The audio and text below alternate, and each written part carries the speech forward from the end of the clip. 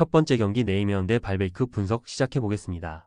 네이메어는 4-2-3-1 포메이션을 바탕으로 측면 전개와 역습 타이밍을 활용해 공간 침투를 노리는 운영을 구사한다. 린선은 공중볼 경합과 제공권에서 뛰어난 능력을 보이며 한센과 아우웨아는 속도와 전환 능력을 앞세워 전방 전개에 가담한다. 그러나 수비진 핵심방 쿠루이가 카드 징계로 결장하고 이반 마르케스 위트 오가와가 줄줄이 부상으로 이탈하며 전체 후방 밸런스가 크게 흔들렸다. 라인 조율에서 어긋나는 모습이 자주 포착되며 세트피스 수비와 뒷공간 커버에도 불안정함이 노출되고 있다. 전반엔 버틸 수 있지만 후반으로 갈수록 조직력이 무너지는 장면이 반복되고 있다. 발베이크는 3-1-4-2 포메이션을 바탕으로 전방 투톱의 속도와 높이를 활용해 직접적인 공격 시도를 반복하는 스타일이다. 마가렛과 자와다는 상대 수비 라인을 지속적으로 흔드는 압박형 자원이며 우킬리는 중원에서 전방 지원과 함께 수비 차단에도 가담한다. 전체적인 점유율보다는 기회 창출 중심의 실리 전술을 운영하고 있으며 공간이 열릴 경우 단순하면서도 위협적인 침투 패턴이 살아난다. 와우터스, 반 오스크, 반덴 브이스가 빠졌지만 수비 숫자를 기본적으로 5명 가까이 유지하는 구조이기에 실점 억제에는 일정 수준의 안정감을 유지 중이다. 하위권 탈출이 걸린 상황에서 동기부여도 높은 상태다. 네이메어는 수비 핵심의 부재로 인해 경기 운영에서 안정성을 잃고 있으며 후방에서의 부담이 전방 전개까지 영향을 미치고 있다. 반면 발베이크는 전술적인 실리 운영을 통해 후방 공세에 강점을 보이고 있으며 집중력이 요구되는 순간에서 더욱 효율적인 흐름을 만들어내고 있다. 결국 부상자와 결장 이슈가 많은 네이메어보다 집중력과 전방 날카로움이 살아있는 발베이크가 유리한 매치업이다. 두 번째 경기 볼프스부르크 대 라이프치히 분석 시작해보겠습니다.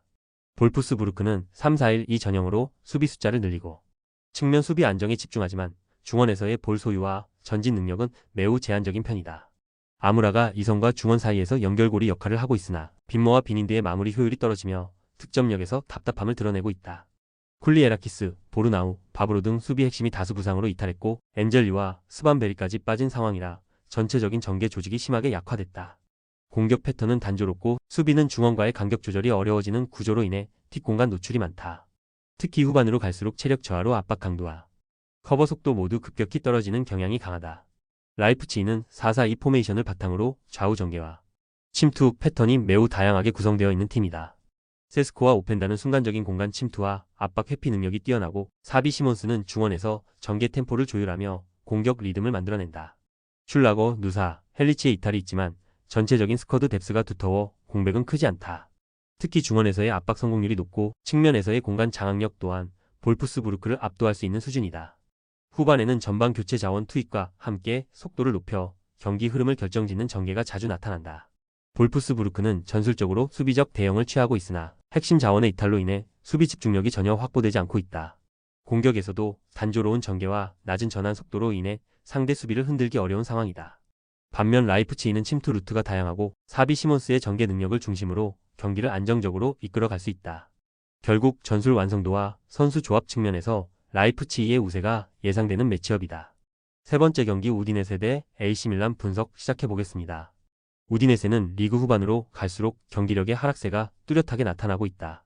최근 3연패에 빠지며 수비 집중력과 결정력 모두 흔들리고 있으며 특히 중원 전력 붕괴가 치명적이다.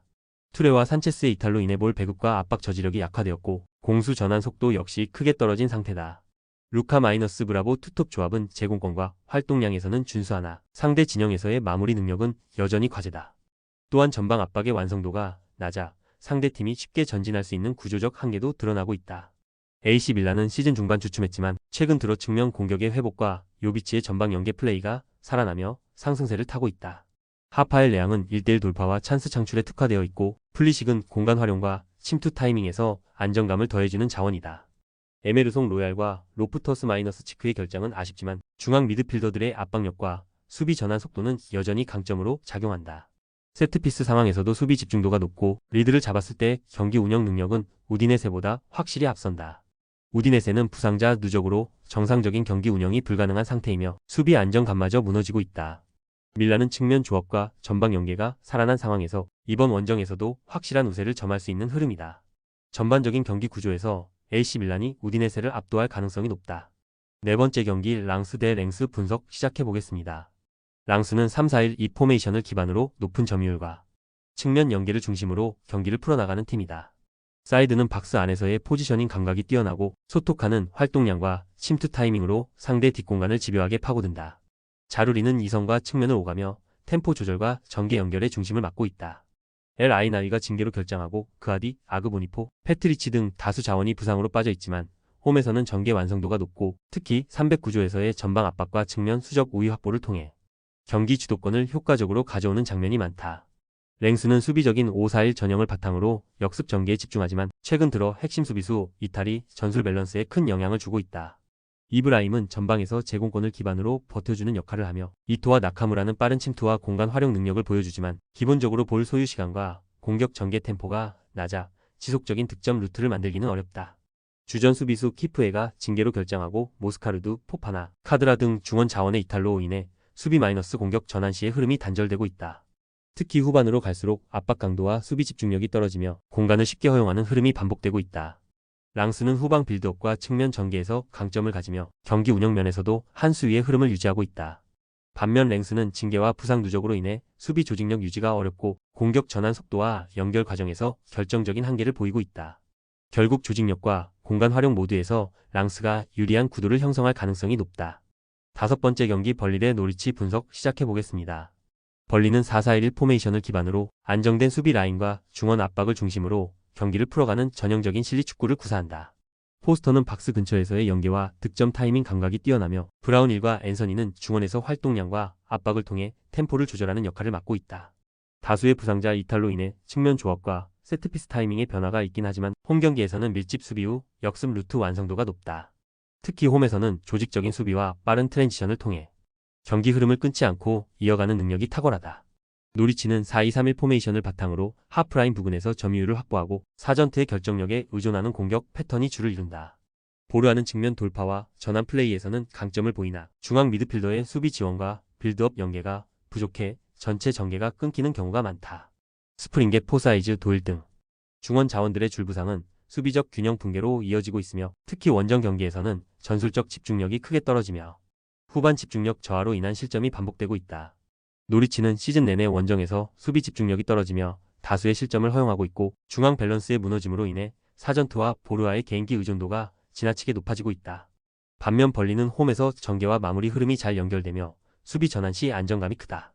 결과적으로 경기 전반의 안정성과 후반 집중력에서 앞선 벌리가 유리한 매치업이다. 여섯 번째 경기 발렌시아 대 세비야 분석 시작해보겠습니다. 발렌시아는 최근 리그에서 2연승을 거두며 조직적 수비 안정과 빠른 역습 전개를 중심으로 경기력이 반등 중이다. 5-4-1 포메이션을 기반으로 하여 수비시 라인을 단단히 내리고 상대 전방을 차단하는 밀집 전술이 잘 작동하고 있다. 디에고 로페스는 빠른 침투와 활동량을 갖춘 측면 자원이며 사디크는 제공권과 연계 플레이 모두에 능해 전방에서의 버팀목 역할을 수행한다. 하비 게라는 이선에서의 왕성한 활동량과 압박을 통해 미드필드 전투에서 강점을 보이며 전체적으로 후방 안정과 공격 효율의 밸런스가 안정된 흐름을 유지 중이다. 세비야는 최근 리그 3연패에 빠지며 공격의 창의성 부족과 수비 집중력 저하가 동반된 최악의 흐름을 보이고 있다. 로메로와 루케 바키오의 전방 조합은 활로를 열어가려는 시도는 있으나 결정력 부족과 찬스 소모가 반복되고 있다. 중원에서도 애덤스의 이탈로 인해 수비 커버 범위가 줄어들었고 수비 라인도 바르가스와 페드로사의 부상 공백으로 라인 조율이 매끄럽지 않다.